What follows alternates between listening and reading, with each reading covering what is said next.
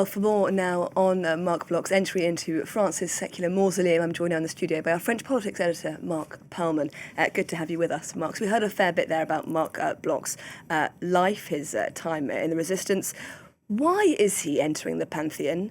And what exactly, for those watching who aren't necessarily familiar, what is the Pantheon exactly? Well, this is a decision that was made by the French president, Emmanuel Macron. We're told he began thinking about this in November of 2024, right after he suffered a major defeat, first of all in the European election. Then he called for this snap election that he lost badly, and he has been since then with no majority and a number of prime ministers who were ousted by the parliament. And so he began asking himself, what can I do to leave a mark? And he's been using these inductions into the Pantheon more than any of his predecessors. This will be the sixth and possibly final time someone is inducted. It's 8 in total because, as is the case today, it's Marc Bloch and his wife, and there have been other instances where his spouse was also accompanied. So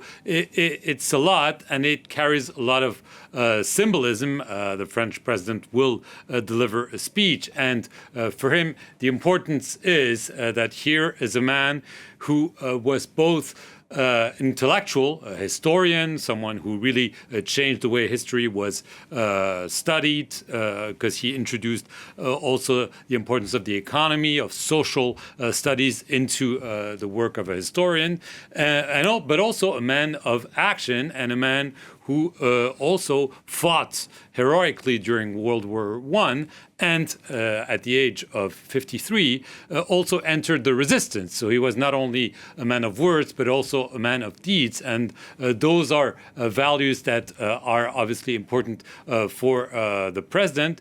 He wrote a book that was found after his death in 1946, which became known as L'étrange défaite, the strange defeat, in which he vividly criticized France's elites for their failure to see the danger of Nazi Germany, their failure to govern properly, their failure to have a proper military, and so on. And so there are questions that maybe we're seeing today once again. And so this is probably why Emmanuel Macron feels that it's important to bring Marc Bloch into the Pantheon. Last but not least, he was of Jewish origin. He always said, those are not important things for me, except when I'm faced with an anti-Semite. His family insists that he wants to go in first and foremost because he's French, and then because he's a Republican, but obviously there are a lot of symbols that will be present during this ceremony tonight in Paris. And Marc, you mentioned his family just then. There's a fair bit of controversy, isn't there, surrounding this event this Tuesday, the Pantheonization of Marc Bloch. Tell us more, specifically about the invite list. Yes, absolutely. His family, the way it works is that the presidency contacted his family to see if they agreed to this, because this is not something that can be opposed on the family of someone, and to induct him is fine, only if they agree. And they thought about it. They were a bit concerned because they said, and they repeated, that they do not want the far right to be present and to use Marc Bloch as an example of, fighting for your country, patriotism, and so on and so forth. And so they told the presidency, we're okay in the end, as long as the far right is not attending the ceremony. There is a problem, however, is that this is a very solemn, formal ceremony, and all the representatives, the elected representatives, can be present at the ceremony. So Marine Le Pen or Jordan Bardella or others from the far right could attend the ceremony. It's not known if they will or not, but we're already seeing some infighting between the National Rally and the enemy, because the National Rally says this is fine. He was a fine man, a man who fought for his country without afterthoughts. He took up arms when we were in danger. And the left is saying,